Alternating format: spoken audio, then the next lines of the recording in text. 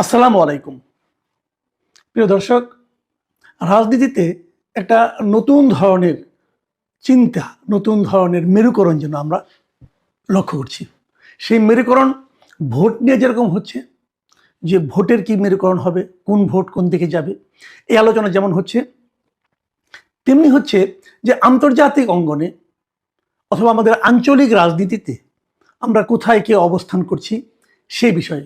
আপনারা জানেন, এই নতুন সরকার মানে এই ডক্টর ইউনূসের নেতৃত্বাধীন অন্তর্বর্তীকালীন সরকার দায়িত্ব নেওয়ার পর থেকে ভারতের সঙ্গে আমাদের সম্পর্ক ভালো যাচ্ছে না। ভালো যাচ্ছে না মানে না বলে বরং এভাবে বলা যায় যে ভারতের সঙ্গে আমাদের সম্পর্ক এই যাবৎকালে সবচেয়ে কম ভালো যাচ্ছে, সবচেয়ে খারাপ যাচ্ছে। এতটা খারাপ সম্পর্ক আমি এর আগে কখনো দেখিনি। যতটা না আসলে খারাপ, তার চেয়ে বেশি যেন আলোচনায় খারাপ, তার চেয়ে বেশি যেন কথাবার্তায় এক ধরনের বৈরিতা। ওকে পছন্দ করছে না। ভারতের মিডিয়াগুলো আমাদের ব্যাপারে নানা ধরনের বিদ্বেষমূলক কথাবার্তা ছড়াচ্ছে, আমাদের মিডিয়াগুলো কম যাচ্ছে না। তো এই যখন পাল্টাপাল্টি অবস্থা, সেই অবস্থার মধ্যে আমাদের একটা নির্বাচন এসে গেছে, একদম কানের কাছে চলে এসেছে। আর 1 মাস 10 দিনের মতো আছে ধরা যাক।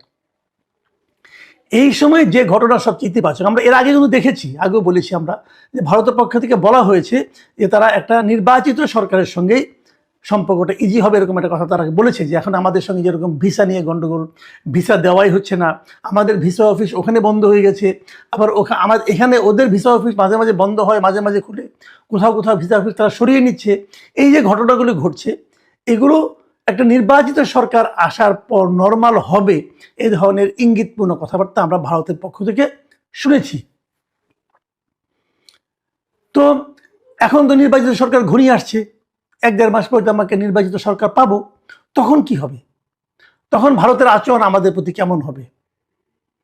এটা কিন্তু এর মধ্যে আমরা এই যে বেগম খালেদা জিয়ার এই যে জানাজা, এই জানাজাকে কেন্দ্র করে এবং শেষকৃত্যকে কেন্দ্র করে বিভিন্ন প্রতিবেশী দেশগুলোর যারা নাকি সরকারি প্রতিনিধি দল আমাদের এখানে এসেছিল, সেই ঘটনার প্রেক্ষিতে আমরা যেন কিছুটা বুঝতে পারছি। কারণ ভারতের পররাষ্ট্রমন্ত্রী জয়শঙ্কর এসেছেন, এসে আবার চলেও গেছেন, ওনাদের বিশেষ বিমানে এসেছেন, ওইভাবে চলেও গেছেন। কিন্তু তার এই আশাটা কিন্তু খুব একেবারে মানে আপনার কেবলই সৌজন্যমূলক আশা আমি কিন্তু তা মনে করি না। এখানে কিছু একটা ইঙ্গিত যেন রয়ে গেছে ভারত সরকারের পক্ষ থেকে। এই যে ভারত সরকারের এবং সরকার প্রধানের মোদির যে শোক বার্তা, সেটা তিনি তারেক রহমানের কাছে হস্তান্তর করেছেন, ওনার সঙ্গে ওনাকে সমবেদনা জানিয়েছেন, জানিয়ে আবার চলে গেছেন। এই সময়ে উনি কিন্তু আমাদের পররাষ্ট্র উপদেষ্টা অথবা প্রধান উপদেষ্টা কারোর সঙ্গে কোনো দেখাও করেননি, কথাও বলেননি। পররাষ্ট্র উপদেষ্টার সঙ্গে সৌজন্য বিনিময় হয়েছে শুনেছি, কিন্তু প্রধান উপদেষ্টার সঙ্গে উনি কোনো দেখা করার চেষ্টাও করেনি। প্রধান উপদেষ্টার সঙ্গে অবশ্য অন্য দেশের রাষ্ট্রদূত 2-1 জন, নেপালের রাষ্ট্রদূত সম্ভবত দেখা করেছেন। তো এখন এই ঘটনার মাধ্যমে ভারত আসলে কি প্রমাণ করতে চাইল, এই জায়গাটা একটা বড় প্রশ্ন। আমার কেন যেন মনে হয় ভারত বোঝাতে চাইল যে আমরা এই অন্তর্বর্তীকালীন সরকারের সঙ্গে নেই, কিন্তু আগামী যে সরকার আসতেছে তাদের সঙ্গে আমরা সুসম্পর্ক বজায় রাখব। কিন্তু এটা বোঝানোর মাধ্যমে তারা আসলে কি লাভ করলো জানি না। আমাদের দেশের মানুষের কাছে কি বার্তা পৌঁছলো? আমাদের দেশের লোক সরকারে যেই থাক না কেন, সেই সরকারের সঙ্গে আমার সম্পর্ক যত খারাপই হোক না কেন, অথবা আমাদের অন্তর্বর্তীকালীন সরকার নিয়ে আমি জনগণ হিসেবে আমার সঙ্গে অন্তর্বর্তী সরকারকে আমি যতই কম পছন্দ করি না কেন, আমি কিন্তু এইটাকে ভালোভাবে নেব না যে আমার সরকারকে ভিন্ন একটা দেশের পররাষ্ট্রমন্ত্রী এসে ইগনোর করলো অথবা কম গুরুত্ব দিল। এটা কিন্তু আমরা ভালোভাবে নেব না। আমি তো অন্তর্পক্ষে নিইনি, আমি জয়শঙ্করের এই আচরণটাকে পছন্দ করিনি। আমার কাছে আমি মনে করতাম ভালো হতো যদি উনি প্রধান উপদেষ্টার সঙ্গে দেখা করতে চাইতেন, অথবা আমাদের পররাষ্ট্র উপদেষ্টার সঙ্গে দেখা করতে চাইতেন, অথবা দেখা করতেন, একটা বৈঠক করতেন আধা ঘন্টার, কোনো সমস্যা তো ছিল না। কিন্তু উনি করতে চেয়েছেন, এই ধরনের কোনো সংবাদ আমরা পাইনি। এর মধ্যে আমাদের পররাষ্ট্র উপদেষ্টা একটা প্রেস ব্রিফিং করেছেন, সাংবাদিকের সঙ্গে কথা বলেছেন, তখন এই প্রসঙ্গগুলো এসেছিল এবং উনিও কিন্তু বলেননি যে জয়শঙ্করের পক্ষ থেকে কোনো ধরনের আগ্রহ দেখানো হয়েছিল। তার মানেটা হলো এই যে জয়শঙ্কর আসলে আগামী সরকার নিয়ে ভাবছেন, আমাদের বর্তমান সরকার নিয়ে ওনারা মোটেই ভাবছেন না। এটা আমি একজন পাবলিক হিসেবে অথবা আপনার কাছে যতটাই খারাপ লাগুক না কেন, এটাই হলো বাস্তবতা। এবং এই বাস্তবতা থেকে আমরা কি ইঙ্গিত পাই? দেখেন, তারেক রহমান যখন দেশে ব্যাক করলেন, নানা ধরনের কথা কিন্তু বলা বলি হয়েছিল যে উনি কার কাছ থেকে সম্মতি নিয়ে, কার কাছ থেকে অভয় পেয়ে দেশে ঢুকলেন, এই প্রশ্নটা কিন্তু বারবার উঠেছিল। এটা উঠতো না, উঠেছিল কেন? যে তার আগে তারেক রহমান নিজেই একটা ফেসবুকে একটা পোস্ট দিয়েছিলেন যে ওনার দেশে আসা না আসাটা ওনার একার ইচ্ছার উপর নির্ভর করে না। এবং ওই পোস্টটা আমি মনে করি ওনার রাজনৈতিকভাবে খুবই একটা ভুল পোস্ট ছিল। কারণ ওটার পরেই মানুষ কিন্তু ভাবতে শুরু করলো, তাহলে উনি কার কাছ থেকে পারমিশন নিয়ে আসতেছেন? আমেরিকার কাছ থেকে, নাকি রাশিয়ার কাছ থেকে, নাকি চীনের কাছ থেকে, নাকি ইন্ডিয়ার কাছ থেকে? এই প্রশ্নটা কিন্তু অনেকে করেছেন। এবং তারপর যখন উনি আসলেন তখন এই প্রশ্নটা আরও জোরালো হলো। এবং এখন যখন জয়শঙ্কর এসে ওনার সঙ্গে দেখা করলেন, তখন মানুষের মনে কিন্তু এই ধারণাটা আসলো যে তাহলে কি ভারতের কাছ থেকে পারমিশন নিয়ে উনি ঢুকলেন? এই প্রশ্নটা কিন্তু অন্য সময় হলে আসতো না। যদি জয়শঙ্করের এই সফর রাষ্ট্রীয় সফরের মতো হতো তাহলে কিন্তু এই প্রসঙ্গটা আসতো না, কিন্তু এলো তো। এখন এটা কি ইন্ডিয়া ইচ্ছা করে এই কাজটা করলো? হতে পারে, কিন্তু আমি জানি না, আমি বলতে পারবো না। আমি জাস্ট প্রশ্নগুলো করছি, আমার সন্দেহগুলো আমি তুলছি। ইন্ডিয়া কি ইচ্ছা করেই করলো? তার মানে কি ইন্ডিয়া কি বোঝাতে চাইলো যে আমরা অনেক কিছু নিয়ন্ত্রণ করতে পারি? দেখুন, ভারত নিয়ে আরো কিছু প্রসঙ্গের মধ্যে উঠেছে, এটা আমি কালকেও বলেছিলাম। জামাতের আমিরের সঙ্গে ভারতের একটা ভারতের একজন কূটনীতিবিদ তার সঙ্গে দেখা করেছিলেন, সৌজন্য সাক্ষাতের মতো ছিল। তখন মাত্র অপারেশন হয়েছিল, বাইপাস অপারেশন। তখন ওনাকে দেখতে গিয়েছিলেন তিনি, এবং উনি বলেছিলেন যেন এটা নাকি বাইরে যেন প্রচার করা না হয়। কিন্তু কিছুদিন তখন প্রচার না হলেও কিছুদিন পরে কিন্তু এই রিসেন্টলি জামাতের আমির ডাক্তার শফিকুর রহমান এটা কিন্তু রয়টার্স কাছে সেটা ওপেন করে দিয়েছেন। তো এইটা নিয়ে দেখলাম আবার কোনো মিডিয়া লেখালেখি করা শুরু করেছে যে জামাতের আমিরের সঙ্গে ভারতীয় কূটনীতিকের গোপন বৈঠক। আমি এই জায়গাটা কিন্তু আমি এই সাংবাদিকতাটাকে পছন্দ করিনি এই কারণে, এতে কোনো গোপন বৈঠক না রে ভাই, ওনার সঙ্গে সৌজন্য সাক্ষাৎ। এবং ডাক্তার শফিকুর রহমানের সেই গার্ডস আছে বলে এবং তার নিয়ত পরিষ্কার বলে উনি কিন্তু পরবর্তীতে তার অনেক বড় একটা মিডিয়া, ইন্টারন্যাশনাল মিডিয়া কাছে ব্যাপারটা কিন্তু ক্লিয়ার করে দিয়েছেন। তারা কিন্তু এই ব্যাপার নিয়ে এমন না যে অন্য সাংবাদিক এটা আবিষ্কার করেছে, ডাক্তার শফিকুর রহমান স্বীকার করেনি, বিষয়টা সেরকম নয়। ডক্টর শফিকুর রহমান নিজে থেকেই বলেছেন। কাজেই এটাকে গোপন বৈঠক বলার আমি কোনো গুরুত্ব দেখি না আর কি। এটা একেবারেই আমি মনে করি যে এটা খুব ভালো সাংবাদিকতা নয়।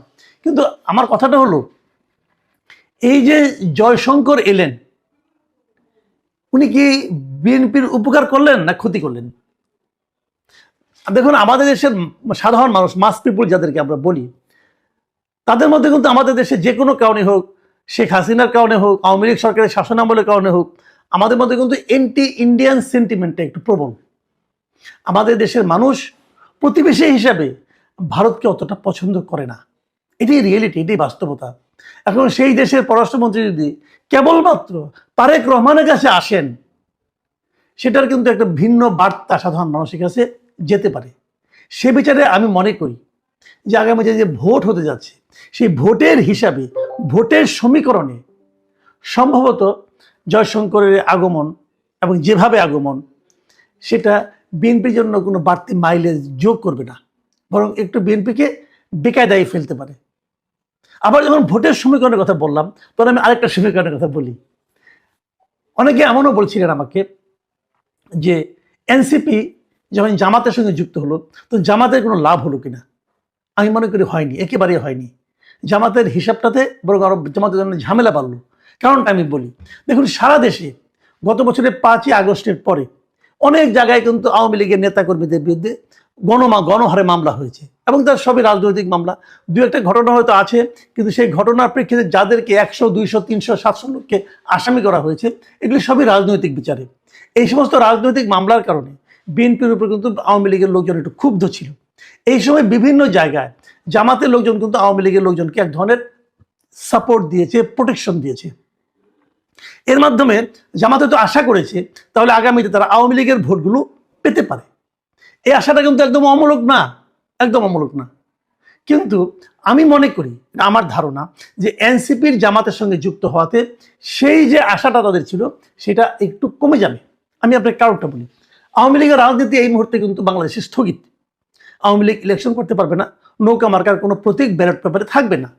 তো আওয়ামী লীগকে যে স্থগিত করা হয়েছে রাজনৈতিক কর্মকাণ্ড সাংবিধানিক আপনার একটা প্রশাসনিক অর্ডারের মাধ্যমে, সেই স্থগিত এর করণের ব্যাপারে সবচেয়ে বড় ভূমিকা রেখেছে কারা?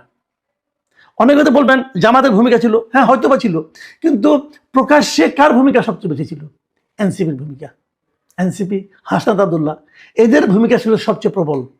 কাজেই আওয়ামী লীগ আজকে যে রাজনীতি করতে পারছে না, আওয়ামী লীগে যে রাজনৈতিক কর্মকাণ্ড স্থগিত করা হয়েছে, এর পেছনে আওয়ামী লীগের লোকজন কিন্তু প্রধানত দায়ী করে এনসিপিকে। তো যাকে সেটা রাজনীতি করতে না পারার প্রধান কারণ হিসেবে দায়ী করছে, সে যখন আবার জামাতের সঙ্গে যে যুক্ত হচ্ছে, তো এই জন্য কিন্তু জামাতের প্রতি আওয়ামী লীগের সিম্প্যাথি বাড়বে না, বরং কিছুটা কমবে, অথবা জামাতের প্রতি ভরসা কিছুটা কমবে।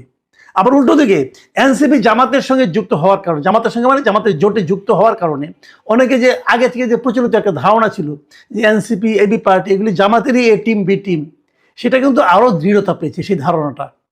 তার মানে এনসিপির এই কর্মকাণ্ডকে আওয়ামী লীগের অনেকে হয়তো ভাববে যে এই কাজটা জামাতই করেছে, এনসিপিকে দিয়ে করিয়েছে।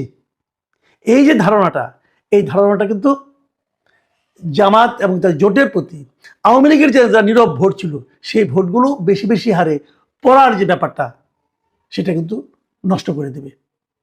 অনেকে বলেন যে আওয়ামী লীগের ভোট এখন গনিমতের মাল হয়ে গেছে। এইভাবে বলেন তারা যে আওয়ামী লীগের ভোট, যেহেতু আওয়ামী লীগ নিজেরা আগে আওয়ামী লীগকে ভোট দেওয়ার হাত থেকে বঞ্চিত করা হয়েছে, আওয়ামী লীগ ইলেকশন থেকে বাতিল করা হয়েছে, আওয়ামী লীগ ইলেকশন করতে পারবে না। তাহলে আওয়ামী লীগের যে কয়েক কোটি ভোট আছে, আওয়ামী লীগের কয়েক কোটি ভোট আছে, আবারও বলছি, আওয়ামী লীগের যে কয়েক কোটি ভোট আছে, সেই ভোট কোন দিকে যাবে, কে কতটা ভাগ পাবে, এরকম একটা ভাগ বাটোয়ারা করার মতো অবস্থা হয়ে গিয়েছে, যেটাকে মানে অনেকে গনিমতের মালের সঙ্গে তুলনা করেন। এখন সেই ভাগ বাটোয়ারা নিয়ে তারা গবেষণা করছে, কিন্তু বিপরীত দিকে আওয়ামী লীগ কি করছে, এই গবেষণার কথা আমরা এখনো জানি না। আমরা বিভিন্ন রকম হাইপোথিসিস শুনি, কেউ বলে আওয়ামী লীগ অমুককে দিবে, কেউ বলে এলাকা ভিত্তিক প্রার্থী দেখে দিবে, আবার এমন কথাও শুনি আওয়ামী লীগ এই নির্বাচনে অংশই নেবে না, বর্জন করবে। যদি আওয়ামী লীগ বর্জন করে, তাহলে কিন্তু